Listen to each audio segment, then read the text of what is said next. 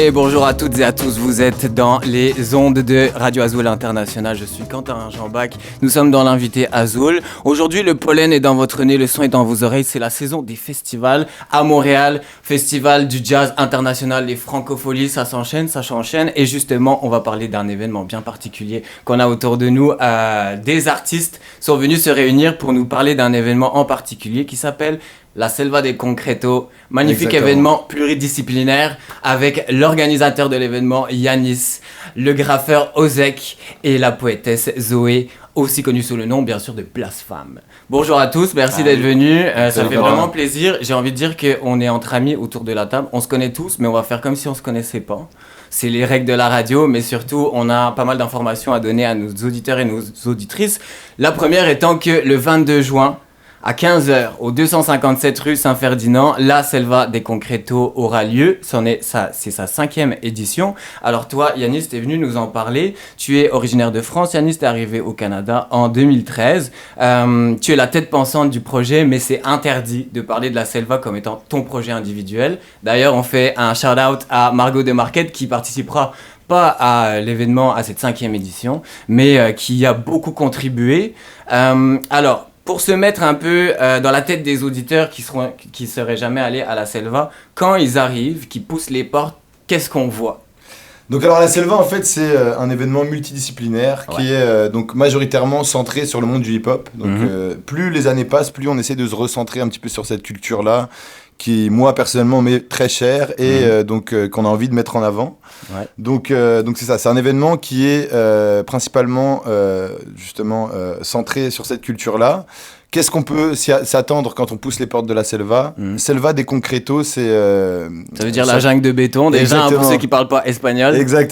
Ouais. Du coup, en fait, dans notre direction artistique, en termes de décoration, on met beaucoup ça en avant, c'est-à-dire qu'il y a toute une partie jungle qui va représenter la partie jungle, et il y a une partie donc un petit peu plus street, un petit peu plus... tu sais, avec des graffitis un petit peu partout, ou là, qui va représenter la partie plus des concreto, qui est donc la partie béton. La partie béton. Donc c'est ça, c'est à peu près la direction artistique que vous pouvez vous attendre quand vous venez à la Selva. Et sur l'aspect multidisciplinaire, on sait donc, tu le cites, puis on le sait avec les gens autour de la table, tu auras des graffeurs. Il y aura des graffeurs, il y aura des tatoueurs, il y aura des artistes peintres. Donc c'est ça, on a vraiment dans la partie justement jungle, dans le main stage. Donc le main stage va être décoré justement d'une façon jungle et c'est ça. Donc sur les murs de cette main stage là, il y aura une exposition collective. Donc c'est ça. Et je pense qu'il y a une quinzaine d'artistes à peu près qui vont venir exposer sur là. Il y aura des tatoueurs aussi. Donc ça c'est vraiment, il y a une salle qui leur est allouée avec leur table. Je pense qu'ils vont ramener à peu près 3 tables. Mais il y aura 5 tatoueurs qui vont tourner. Donc en fonction. Donc moyen de se faire tatouer. Limite Selva de Concreto directement sur la cuisse. Exactement, c'est ça. Comme ça, vous pouvez faire un petit peu de pub pour celle de l'année prochaine. Ah bah ouais, sur le corps. Exact. Ok. Et ça, c'est pour l'aspect art visuel. T'as des performances aussi qui vont commencer peut-être un peu plus tard que pas à 15h évidemment, mais plus tard dans la soirée. C'est ça. Donc on va mettre, comme je te disais au début, donc beaucoup le monde du hip-hop donc sur le devant de la scène. Donc c'est sûr qu'il va y avoir des rappeurs, va y avoir des DJ qui proposent un petit peu plus des sets qui sont orientés rap. Et c'est ça. Donc tout va être pas mal autour du monde du hip-hop. On a aussi certains breakers qui vont venir. Ils vont faire des petits shows. Ah oui, il va y avoir des shows de danse. Ouais, super. Il y aura pas des shows de danse, mais les breakers sont invités et eux, ils vont mettre l'ambiance dans le public. Ils mettent l'ambiance dans le public. Exactement, c'est ça. Ils seront pas sur scène, mais ils seront de la partie quand même. Dans l'état d'esprit hip-hop, c'est-à-dire pas sur scène, parmi les gens. Exact. C'est super. On comprend donc qu'il y a une espèce de... Bon, comme tu l'as répété, c'est l'aspect hip-hop qui est mis en avant. Le hip-hop, c'est une contre-culture, c'est contestataire. D'ailleurs, c'est ça qui a initié la première Selva de Concreto que toi, tu avais créée à l'époque. Je sais pas en quelle année c'était, mais bon, ça remonte à au moins 5 ans. C'était en 2021, mais juste avant de partir là-dessus, j'aimerais bien qu'on fasse quand même un petit tour complet de tous les types d'artistes. Est-ce que tu veux citer plus ? Ouais, moi, je te proposerais de surtout d'aller proposer aux gens d'aller voir sur les pages Facebook et YouTube, etc. Qu'il faut. Donc, toi, c'est sur MSAN que tu mets toute l'information. Moi, c'est MSAN47, MSAYN 47, Selva, SELVA, 2, Concreto, CONCRETO. Yes. Donc, Selva des Concretos 555 sur Instagram, si vous voulez nous retrouver facilement. C'est pas pour te couper, c'est parce que la liste des artistes, justement, encore une fois, elle est gigantesque. Enfin, elle est gigantesque, c'est ça, c'est pluridisciplinaire, donc il y a plein de gens.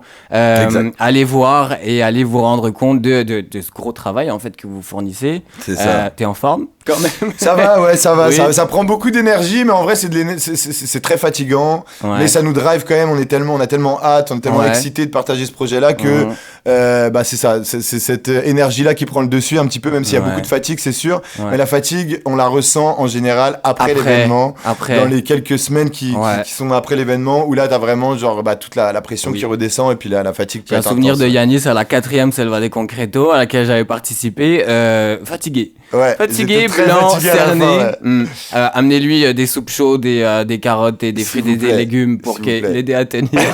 On en prend bon usage. T'as réussi à en faire une par année, si je calcule bien, mais je crois que je calcule mal. Mais la première était en 2021. La première était en 2021. On en a fait une autre, une Selva d'hiver en 2021, qui a quand même très bien marché. Après, sur la 3e Selva des Concretos, on a mis beaucoup aussi d'énergie et donc ça nous a un peu brûlé. On n'a pas fait d'autres événements après. Ça, c'était en 2022. En 2023, pareil, on en a fait une seule. L'objectif, on va voir, là, c'est un petit peu toujours en fonction aussi de la réussite de l'événement qu'on arrive à projeter aussi un petit peu dans le futur. Mais c'est ça, pour le moment, c'est ça. On sait pas trop si on va en faire plusieurs cette année.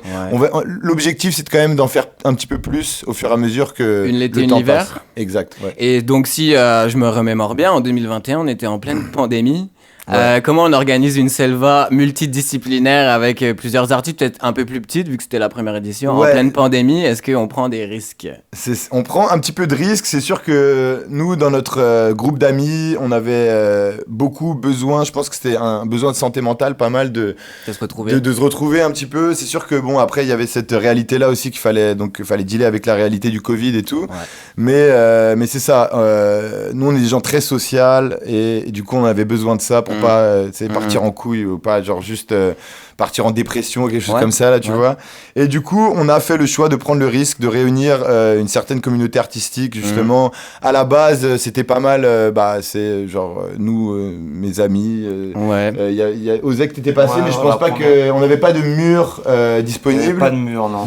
Et pour cause parce que vous étiez dans l'arrière-cour de vos appartements que vous occupiez. Donc si vous voulez vous rendre compte, les auditeurs, auditrices, il y avait un appartement au rez-de-chaussée qui appartenait à toi et à tes amis. Exact. Et vous aviez l'appartement d'au-dessus qui était pareil, qui était peuplé du même groupe d'amis finalement. Exact. Donc c'est tout le bloc qui était en fait. D'où cet esprit bloc party dont tu parles aussi pour qualifier la Selva. C'est ça. Des beaux souvenirs. Vraiment bon souvenir, Puis genre au début, nous il y a beaucoup de gens qui nous disent tu sais genre comme la première était vraiment incroyable. On essaye de recréer vraiment l'esprit de comment dire, de proximité qu'il y avait entre les gens. Chaleur humaine. Exactement, tu vois, parce qu'il y avait vraiment, vu que c'était dans un appart, c'était très chaleureux justement, comme tu dis. Et c'est vrai qu'au fur et à mesure, quand on recherche des espaces, on essaie toujours de garder ça en tête, d'essayer de recréer un petit peu ce qu'on avait comme énergie dans notre premier événement, dans les deux appartements. Donc c'est ça, au fur et à mesure aussi, on a essayé d'incorporer le plus de disciplines possibles artistiques dans la Selva. Donc les années passent et donc à la base c'était vraiment exposition d'art, tableau, rap, concert de rap. Il y a eu quelques DJ sets aussi. Et au fur et à mesure on essaye de intégrer le plus. Donc les tatouages cette année. Les tatouages étaient déjà l'année dernière. On a commencé l'année dernière déjà à intégrer les graffeurs qui étaient avec nous avec Seork. Les tatoueurs aussi à partir de la 3e, donc ça c'était en 2022. Puis au fur et à mesure, on essaye de prendre de plus la poésie aussi. Poésie avec Blasphème. Nous l'année dernière, on avait fait quelque chose avec G2 mots. Justement, je fais juste un crochet par l'art visuel. Il a toujours été présent dans la Selva. Et puis ce qui avait motivé cette organisation de l'événement, c'est que tu voulais exposer tes propres tableaux dans la galerie parce que mon ami Yanis, en plus d'être organisateur d'événements, il fait du rap et il est peintre aussi. Et donc, ne pouvant pas trouver ta place dans les galeries, Puis là, on pourrait parler longtemps du système très longtemps de ça. Capitaliste et élitiste de l'art. Mais c'est ça qui avait motivé, en fait, aussi, en grande partie, l'organisation de l'événement. Est-ce que, alors je sais que c'est une question très générale et très bateau à poser aux peintres, mais est-ce que tu pourrais nous parler de ta pratique artistique? On commence à comprendre un peu avec tout ce que tu as dit. C'est quoi Yanis qui peint? Donc, moi, ça va être mon courant, j'allais dire littéraire, mais mon courant artistique en fait en termes de peinture, c'est le néo-expressionnisme. Donc le néo-expressionnisme, il a surtout été mis sur le devant de la scène. De Kooning, mais surtout Basquiat en fait, qui a vraiment démocratisé un petit peu ce type d'art-là. Et donc moi c'est vraiment du néo-expressionnisme que je fais, donc c'est vraiment quelque chose qui va être qui va pas être beaucoup pensé à l'avance, ça va être beaucoup des explosions de peinture sur le tableau, ça va être ça va être... Tu peux nous parler de la série des tableaux que tu avais fait sur les familles dans le cadre de l'exposition 100 faces, donc 100 faces en anglais, 100 comme le chiffre 100, et qui se tenait aussi au 257 Saint-Ferdinand. Ouais, c'est ça. C'était aussi...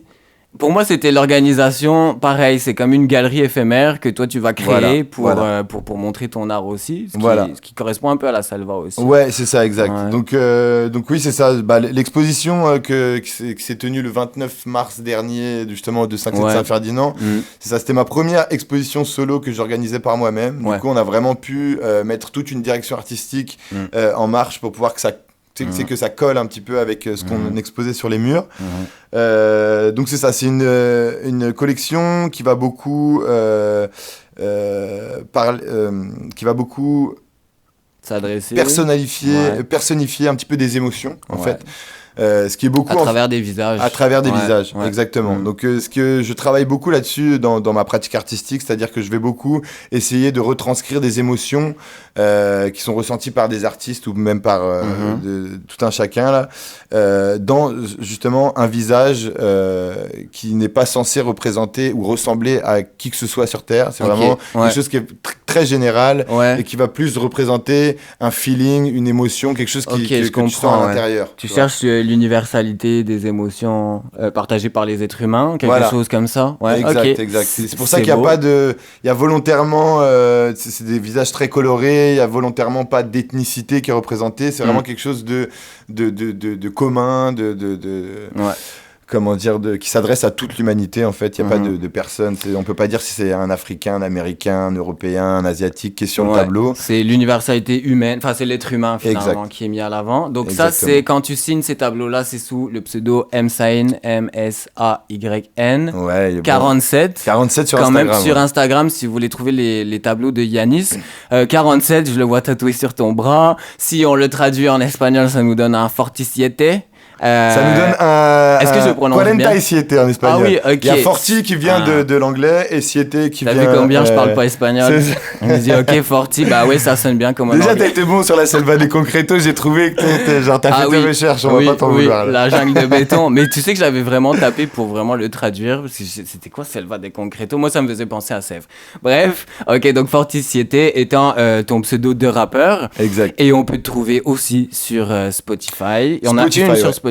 J'ai un son sur Spotify, je suis beaucoup moins actif en termes de rappeur qu'en termes de peintre, c'est-à-dire que le rap pour moi c'est vraiment un loisir que j'ai depuis très longtemps, mais je vois pas vraiment ça comme une carrière, tandis que la peinture, plus le temps passe, plus je commence à vraiment considérer ça comme une carrière vraiment de vie là. Néanmoins, vu qu'on peut pas faire jouer de la peinture en musique, on va mettre Fortisiete et...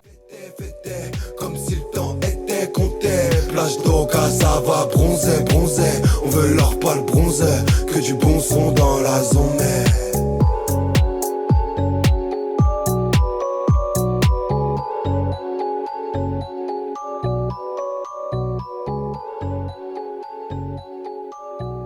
Vous savez quoi, chers auditeurs, chères auditrices, pour celle-là, on va la renommer l'invité Azul Street, parce que c'est ça qui se passe au bord de la table. On a du rap, on a des cultures urbaines, j'ai envie de dire, même si ce mot ne veut pas dire grand-chose, autour de nous.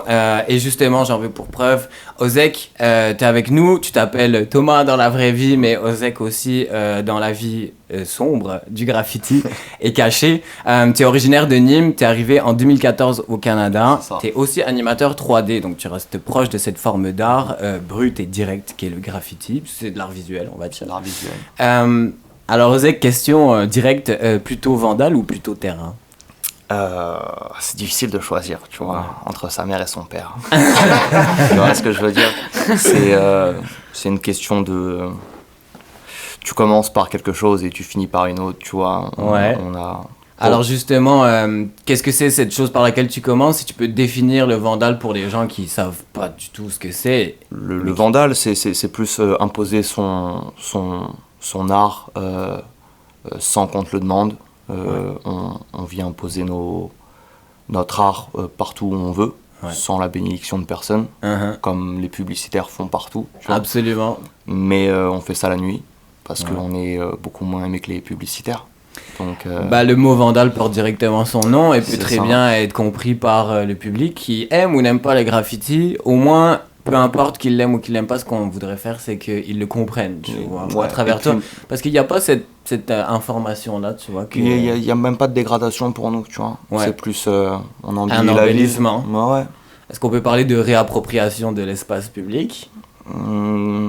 Réappropriation, je sais pas, mais appropriation dans tous les cas, Ouais.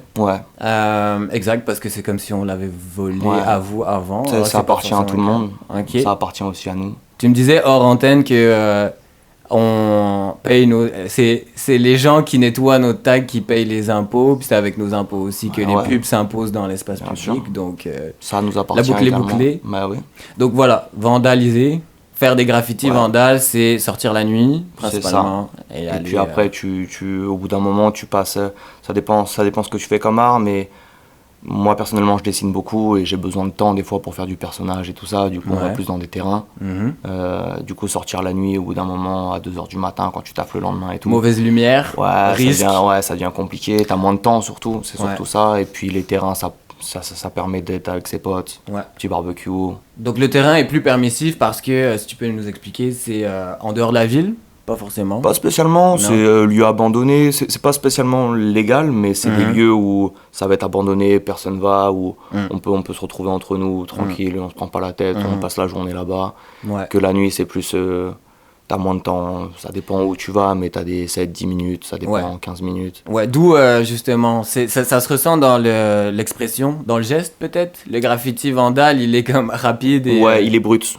Il est brut, il est beaucoup plus brut et il est tout aussi agréable, je trouve. C'est un autre sport, une autre pratique. Et donc le terrain, ça donne plus le temps, vu que vous êtes dans des zones, je sais pas moi, des friches, des zones intermédiaires un peu floues, on sait pas si c'est ça. Permet de jouer un peu plus avec les couleurs, partir sur des trucs un peu plus travaillés et tout ça. Mais ça dépend de ta vision des choses. Il y en a, ils sont anti-terrain, il y en a, ils sont anti-vandales.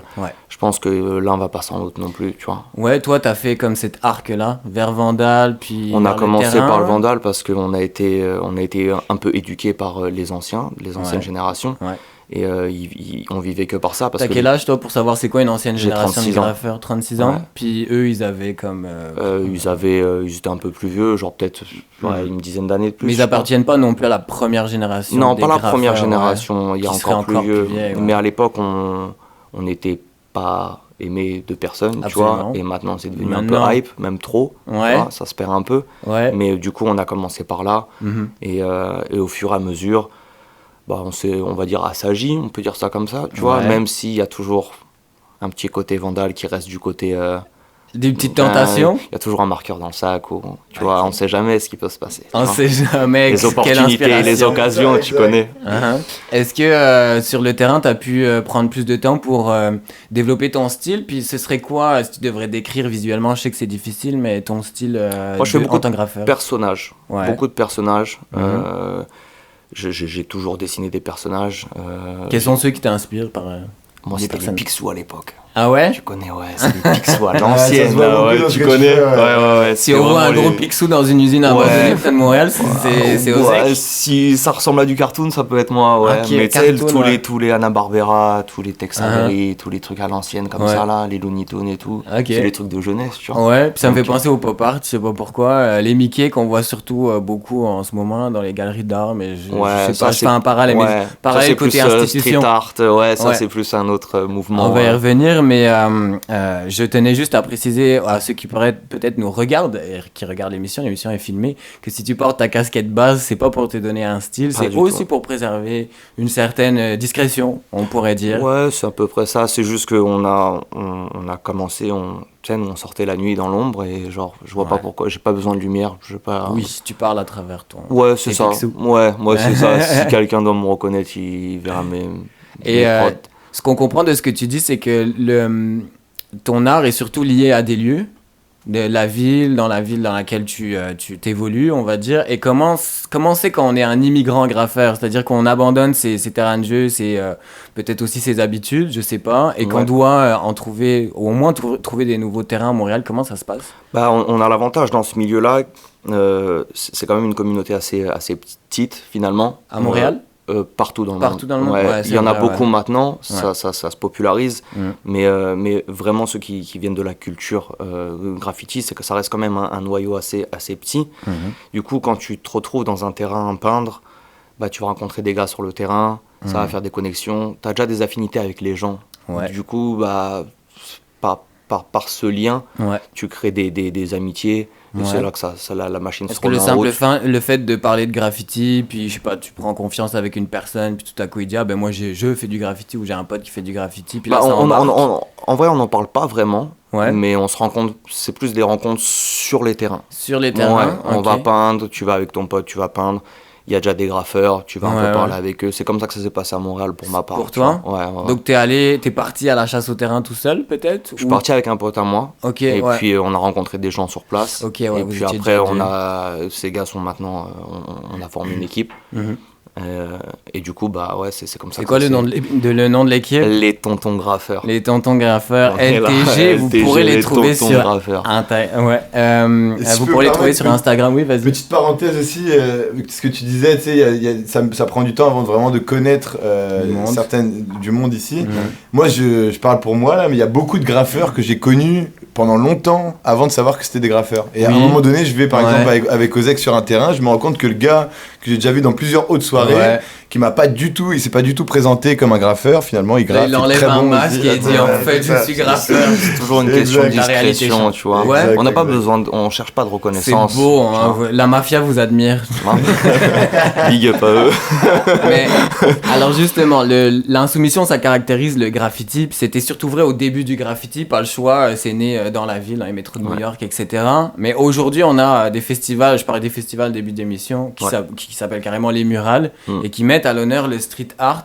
Les murales auxquelles tu as participé, on peut te voir sur Rachel et Clark. C'est ça. Avec c'était avec ton crew ou alors tu l'as fait tout seul? Moi j'étais le seul de mon équipe, mais on était avec d'autres équipes, d'autres grosses équipes de Montréal. Ok, si vous voulez voir à quoi ça ressemble, Ozek c'est sur Rachel et Clark. Et comment toi tu t'expliques cette institutionnalisation, on pourrait dire, comment tu te sens dedans, sachant qu'on sait que tu viens du Vandal? C'est un peu... je sais pas, en fait le problème c'est que j'ai l'impression que ici et même partout ailleurs, ils aiment beaucoup les murales mais ils aiment pas le graffiti. C'est ça. Tu vois, ils vont appeler des street artistes, des gens qui font de l'illustration et tout, c'est cool, il y a de la place pour tout le monde, on juge personne, faites ce que vous voulez, il y a pas de souci. Mais le problème c'est que genre j'ai des potes à moi, ils essayent d'en vivre. Et c'est leur place, tu vois. C'est les anciens du graffiti qui ont ouvert les portes pour nous. Ils se sont battus pour ça, tu vois. Et là, il y a des gens qui prennent un peu la place de ces personnes-là. Sans faire cette espèce de parcours, on pourrait dire. Ouais, c'est ça. Après, initiatique, j'ai envie de dire. Maintenant, c'est devenu tout est... tu peux arriver n'importe où par n'importe quel biais maintenant, donc c'est un peu plus compliqué. Mais le problème, c'est qu'il y en a qui se revendiquent graffeurs, et qui ont aucune idée de la culture de la culture, tu vois, et qui vont cracher sur des vandales alors que c'est les mêmes vandales qui font des bêtes de murales juste à côté d'eux. Parce qu'ils sortiraient d'école d'art, peut-être. Ça, c'est même pas un souci, tu vois, c'est juste que... Ou juste une question de mentalité. Quand tu rentres dans une culture, tu essaies de l'apprendre un minimum, tu vois. Oui, c'est base. Ça, tu l'étudies un petit peu, tu tu vois, et tu la respectes surtout, c'est surtout ça. Ouais. Ça, si tu te revendiques de la culture, tu vois, à un moment donné, il faut que tu payes tribute tous des personnes qui ont pavé la voie pour toi, tu vois. Exact. C'est vraiment criant à Montréal, parce que tu vas sur le côté boulevard, t'as des façades, des belles murales et tout, puis tu vas sur le côté ruelle, puis t'as encore des trucs vachement crades, puis c'est deux mondes qui communiquent peut-être mal.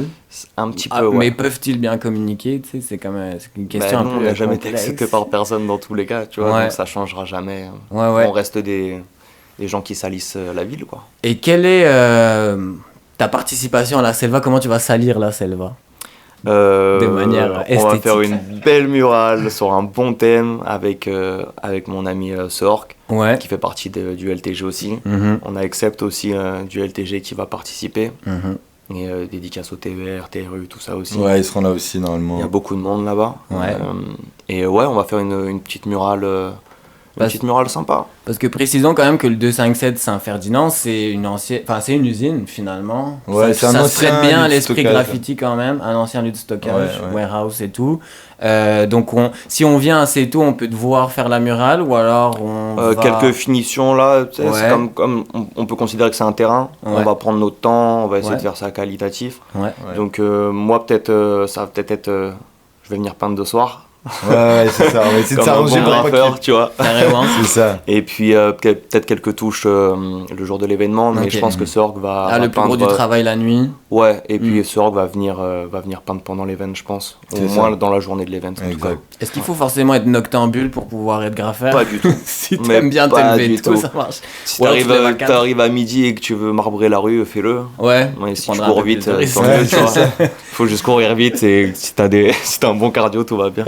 Ok, donc on va te retrouver à la Selva. Surtout, on va te retrouver peut-être un de tes Picsou signé Ozek. On va dire ça comme ça. On verra, un personnage en tout cas. Ouais, personnage là, ça va être un loup et un renard, je pense, un peu des petits voleurs là. Je pense à une fable de La Fontaine, je sais pas pourquoi. La fable elle va être un peu plus sombre, on va dire. Un peu revisitée.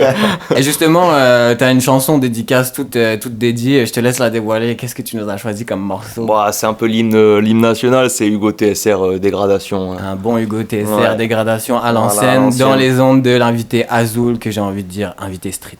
Pas compris qu'est-ce que c'était que le graffiti, c'est expliqué en 3 minutes dans le morceau de Hugo TSR. Convaincu, pas convaincu, peu importe, les choses se passent de même. Vous êtes dans l'invité Azul, je suis Quentin Ringenbach, animateur de Radio Azul International, entouré de talents variés. On a parlé peinture, on a parlé rap, on a parlé graffiti. Et là, on va vers une forme d'art qui est soi-disant bien traditionnelle, mais avertissement, méfiez-vous, c'est pas parce que la poésie, elle a des admirateurs à l'Académie française qu'elle est sage, au contraire.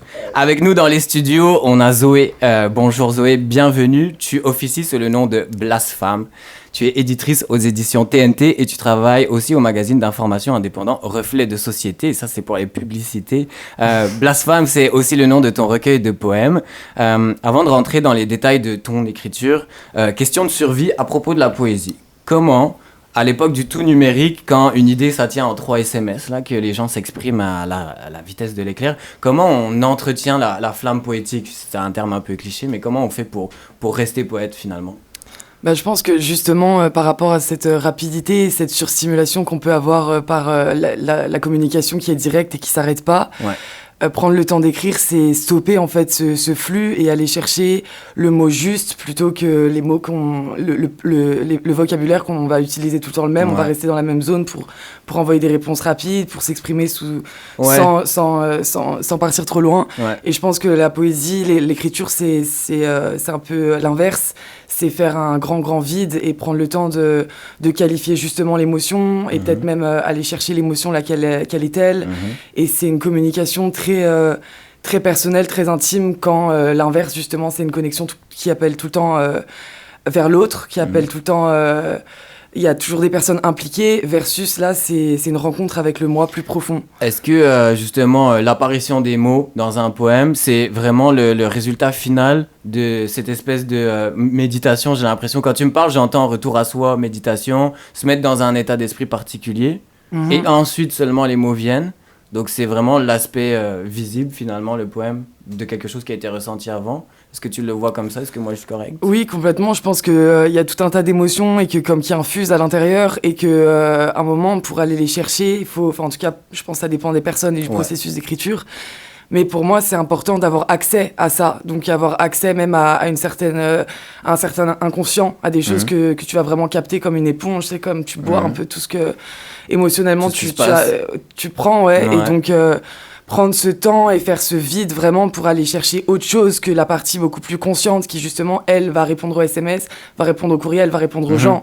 Genre, en pensée rapide en plus, sans vraiment avoir conscience du mot écrit. C'est ça, donc c'est vraiment l'inverse. Et pour moi, c'est ça que j'aime aussi, c'est que là où tout est si rapide, là où tout est si genre ok, oui, là où tout est si bref, là où on demande tout le temps, comme écrire plus court, etc. On va dire, oh, mais tu lui as écrit un message aussi long, mais il va jamais te lire, c'est chiant, etc. Donc c'est vraiment. J'ai l'impression que tu parles de ma mère. Elle a encore à cette forme de lettre. Je jure. J'adore écrire des lettres, par exemple. Mais oui, mais c'est une lettre envoyée par Messenger, ce qui fait une espèce de rencontre des genres, tu vois, assez intéressante. Mais c'est ça, donc. Mais elle le garde ça, par contre. Et je pense prendre le temps d'étayer ses pensées, ses propos, de surtout d'aller chercher quelque chose qui est vraiment plus profond et qui est de l'ordre de notre vérité intérieure, plus que justement la simple communication. Zoé vous appelle un retour aux sources intérieures, et tu as bien raison, moi je pense que tu as bien raison. Et justement, parlant de ton processus d'écriture, toi tu as toujours écrit. Du moment où tu as su écrire, tu as écrit pour toi-même, finalement, on pourrait dire. Tu as rempli une bibliothèque de tes mémoires dans des journaux intimes, on pourrait dire, en quelque sorte. Oui, mémoire, peut-être pas, mais... Mémoire avec un grand M, ça, fin de carrière. Mais à quel moment, toi, parce que c'est quand même, dans le journal intime, il y a intime, à quel moment tu as décidé de sortir de cette zone-là pour t'exposer au public avec tes poèmes à toi? Donc là, j'entends deux questions dans une, parce que donc, quand j'écrivais aussi, donc j'ai écrit des journaux intimes, ça c'est sûr, à la fin de ma journée, c'était le moyen de communiquer pour moi. Mais après ça, dans la partie plus créative, au début, j'ai écrit plus des nouvelles, des textes plus comme dans le roman, etc. La poésie est venue à moi bien plus tard. Et ensuite, le moment où j'ai voulu manifester ça au niveau de l'extérieur, c'est quand je pense j'avais des textes qui étaient prêts, qu'avec du recul, comme je me sentais prête à les partager. Et surtout, j'avais un besoin d'expression important. Et en comprenant de plus en plus ce que c'est le monde, un peu le jardin poétique, surtout à Montréal, etc., en prenant conscience de l'open mic, la performance sur scène, à quel point ça... Sorte d'écosystème de poètes qui vivent encore, que la poésie n'est pas morte ni isolée. Complètement, tu sais, et aussi à quel point ça vient transporter un poème, comme la performance vient changer quelque chose, c'est comme la façon avec laquelle tu lis, le théâtre. La réception par le public. La réception, etc. Donc ça vient vraiment changer ton texte et comme aussi ton interprétation. Et je pense que j'ai eu besoin de le faire au moment où j'ai vraiment cru en mon projet d'écriture Blasphème, dans ce recueil-là, et où j'ai vraiment eu... C'était ça ma question. Est-ce que du moment où t'es sorti face au public, Blasphème était déjà là, ou elle s'est constituée après? Ouais, elle était déjà là. Tu es sorti masqué avec ton double. Si on veut. Mais donc Blasphème était déjà là, comme mon recueil c'est écrit, comme les textes que j'écrivais sont rentrés dans ce projet-là assez rapidement. Et le projet a grandi, mais entre-temps j'ai quand même commencé à aller lire certains textes en open mic à mes débuts pour voir même, tu sais, genre pour être comme, est-ce que, tu sais, à quel point t'aimes, tu vois, à quel point tu veux le partager, à quel point tu... Ah bah tu prends un engagement là, tu mets le pied sur la scène, puis il est temps de se révéler. Je pense que c'est à quel point aussi tu crois en ce que tu fais, c'est comme de là, comme vraiment monter sur une scène et dire aux gens comme, je pense que, tu sais, si vous avez 2 minutes, j'ai envie de partager telle ou telle chose, tu vois. Donc ça vient un peu tester aussi, je pense, ton amour par rapport à ta discipline, genre. Est-ce qu'on pourrait entendre justement ce qui aurait été lu sur scène? Est-ce que tu pourrais lire un extrait de poème de quelque chose? Oui, alors j'ai choisi un extrait de... Tu veux mettre une mise en contexte aussi? Ouais, je veux bien contextualiser. Vas-y. Parce que donc dans le fond, donc attends, j'ai beaucoup d'idées qui me viennent en même temps, mais comme donc ça tourne autour du recueil sûrement de poésie. Non, justement, c'est en fait là j'ai envie d'écrire de partager un extrait que j'ai écrit sur un poème qui concerne la Palestine et donc justement c'est quelque chose que par exemple quand je te parle de faire le vide, c'est que moi j'ai besoin de ça et que par exemple là en travaillant à temps plein parfois c'est beaucoup d'informations et donc quand je rentre chez moi, je pense qu'il y a quelque chose en moi qui est un peu grillé et que j'ai du mal à me connecter là-dedans dans ce rythme, dans cette cadence à un moi plus profond. Donc c'est dur aussi pour moi d'aller chercher l'émotion juste, le mot juste quand le sujet est aussi comme, tu sais, sensible. Ouais. Donc là, moi, c'est plus que ce qui me ferait plus pour moi, c'est plus crucial, plus important pour moi, plus juste d'aborder, ça serait un extrait. Maintenant, c'est pas quelque chose, c'est plus même partager le fond et mettre ça à l'honneur, plus que partager. Tu es libre dans ton expression comme en tant que poétesse. Donc c'est ça voilà. Ouais. Est-ce qu'il porte un titre, cet extrait-là? Non, là, c'est vraiment un... On va le présenter de manière brute, extrait numéro 1. En plus, j'ai voulu prendre quelque chose d'assez court, vu que j'ai des poèmes assez longs parfois. Donc, ouais. Je te laisse quand tu veux. Ok. Le corps tapi à l'entrée de sa tente, épargné ni des bleus ni des bombes, son regard invisible capture par la fente des actes indicibles qui fendent son monde. Des émissions de drones colonisent ses petits tympans roses, les fumées déroutent ses sens. Elle grelotte et attrape l'écume avec ses dents. À la démolition de sa culture, elle assiste au plus déloyal, à l'inconcevable, aux assassinats de tout ce qui est, respire, naît, là. À l'atrophie, elle résiste, à l'explosive diminution du sens et des organes. À la famine, elle résiste à la capture des corps infaillibles, célestes, nés. À cet âge qui amorce le décodage, comment dissociera-t-elle le diable de l'homme? Voilà, c'était magnifique, magnifique, bravo. Ouais, des frissons. Ouais, c'est aussi fort qu'une condamnation à la Cour internationale de justice pour génocide. Merci beaucoup pour le partage. Tu parlais de rencontrer un écosystème de gens à Montréal. Qui a été décisif pour toi? En quoi ça a été décisif de rencontrer d'autres poètes ou poétesses comme toi? Donc dans le fond, c'est ça, quand j'ai soumis mon recueil à plusieurs endroits, j'ai rencontré un poète qui s'appelle Christophe Pondello et qui est quelqu'un... On passe un gros bonjour et je le salue, c'est un ami, un bisou et tout ça. Donc c'est un poète, il tient aussi un site de poésie où il met vachement beaucoup à l'avant des talents, des poètes, etc.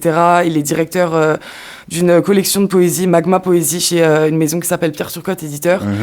Et c'est juste quelqu'un qui a cru en moi, qui a vu quelque chose chez moi, et je pense que quand tu commences dans une discipline, en tout cas à t'exprimer, le fait d'avoir la reconnaissance d'un artiste de tes pertes, et quelqu'un tu parlais d'assurance, de prouver ton engagement envers l'art, mais là c'est que ça vient consolider ça encore plus. Et quelqu'un qui a une expérience là-dedans et qui te parle vraiment avec recul. Lui, il est directeur littéraire, il croit en mon projet, il croit en moi, et donc il m'a vraiment déjà apporté ça, je pense le sentiment de légitimité qui est très important. Et il m'a présenté à plusieurs poètes, donc pareil, hyper important. Il m'a dit tu devrais aller à tel et tel événement. Enfin, c'est vraiment quelqu'un qui m'a ouvert des portes. C'est vraiment quelqu'un de très généreux, très humain, très poétique, très. Il a fléché ton parcours, il t'a guidé un petit peu pour savoir. On peut pas apprendre à un poète à écrire, mais on peut au moins lui dire comment se mettre en avant, faire partager mieux. Tu sais, je pense qu'il m'a quand même, parce que avant, je me rappelle, je suivais pas mal de formes fixes, donc c'est-à-dire j'écrivais beaucoup avec beaucoup de rimes, donc des formes fixes, ça peut être ABB, ABAB, enfin bref, des formes fixes. Et lui m'a vachement montré que en fait, plus maintenant, on s'en fout un peu. Enfin, c'est qu'il était comme, ne crois pas que la qualité d'un texte vient de sa rime ou vient de sa forme fixe. C'est pas là l'essence, parce que parfois suivre des règles, c'est encore plus simple en fait que créer ses propres règles.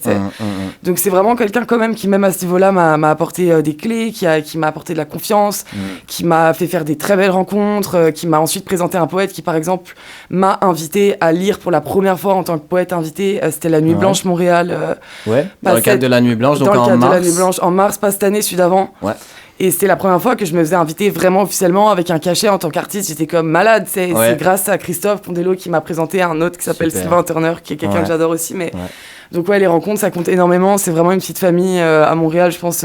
Et ton recueil Blasphème, où est-ce qu'on peut le trouver? Dans quelles éditions? Aux éditions TNT, donc là où je travaille également. Les éditions TNT, on a les LTG, les tontons graffeurs.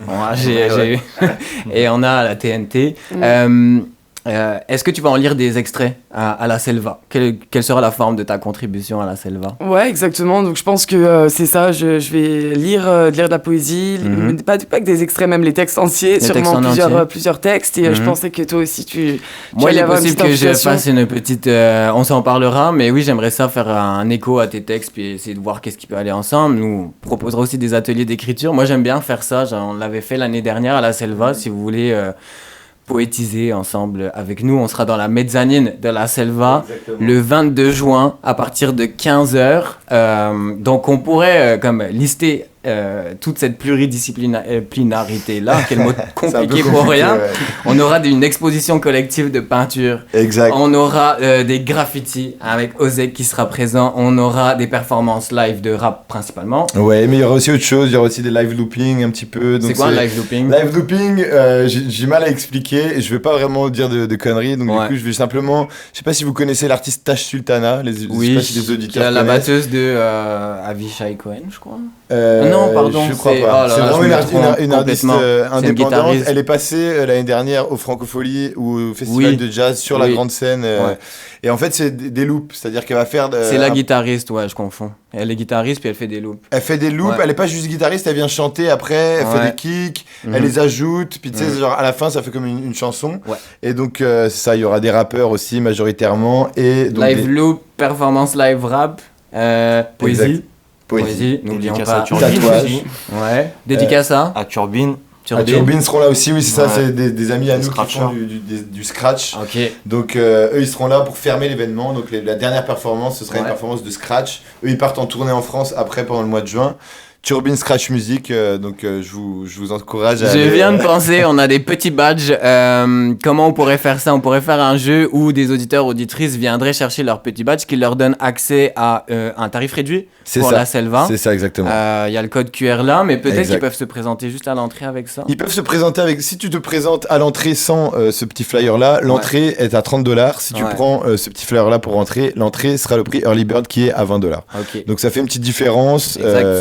C'est vraiment donc une journée un petit peu thème festival, donc c'est vraiment quelque chose où il y a beaucoup de performances. C'est sûr pour la liste d'invités, c'est clair que le prix est justifié. Et moi, je pense que je lance un jeu concours dès maintenant. Les premières personnes sur YouTube à commenter la vidéo auront leur petit badge. Ça va des concrétions pour avoir une réduction. Merci à vous trois d'être venus dans les studios de Radio Azul International. On se quitte, mais pas totalement, parce que c'est encore la voix de Blasphème qui va résonner dans les oreilles de vous, chers auditeurs, chères auditrices. Merci d'avoir suivi l'invité Azul. On se revoit, prochain invité, prochain thème, prochaine folie. Merci.